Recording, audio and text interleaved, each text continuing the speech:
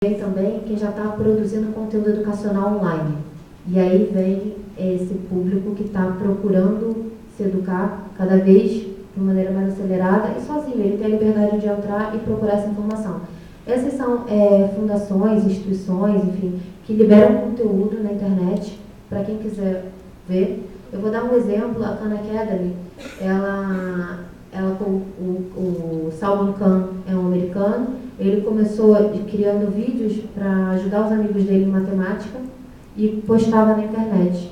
Ele viu que tinha muito sucesso, continuou criando esse conteúdo. Hoje em dia a Khan Academy é uma fundação global e que ele disponibiliza conteúdo de vários professores do MIT, Harvard, de todas as instituições mais gabaritadas do mundo todo. Os professores, eles estão jogando aquele conhecimento lá para quem quiser aprender. Então, se você estuda, sei lá, economia, como eu fiz, mas você tem muito interesse em física, para leigos, uma física quântica, você quer ter um interesse, por que não? Por que você não pode ser um economista que tem esse interesse? Você precisa ir para a faculdade de física para aprender isso, você precisa ler um livro de física com toda aquela álgebra maluca, sabe, escrita em grego e tal. Não, você vai assistir um vídeo. E isso, eles foram os primeiros.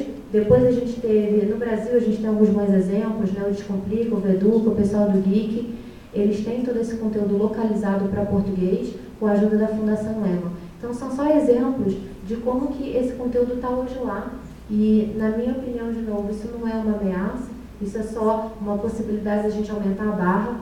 Eu estava também comentando com o Sérgio quando a gente veio que eu lembro que tinha o que eu chamava na época, né, daqueles nerds, assim, que tinha um aluno que era muito chato na minha faculdade. Ele sempre contestava tudo que os professores falavam, porque ele tinha vários pontos de vista.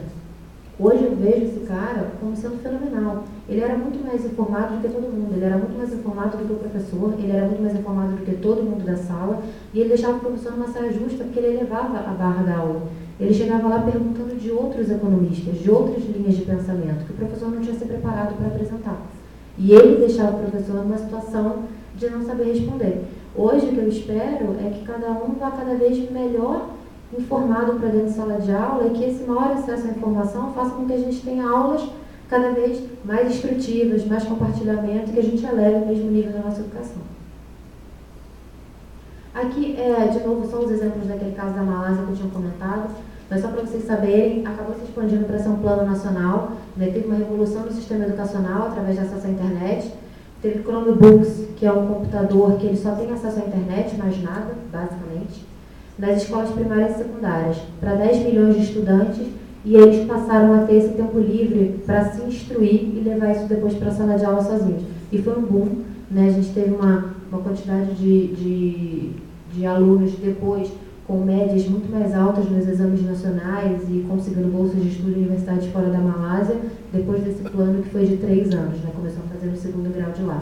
Tem um vídeo, eu vou compartilhar esse material depois, eu não vou passar aqui para não me estender, dar tempo para a Carol, mas é interessante para vocês verem como uma ideia nova, e aí fazendo o gancho com aquela questão da evolução industrial, né?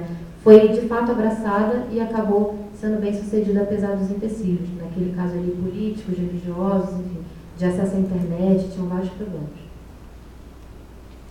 O caso da Khan Academy, que eu também já falei rapidamente, né? E vou passar para a Carol, mas eu acho que a gente pode abrir para dúvidas depois, de repente, o que você acha?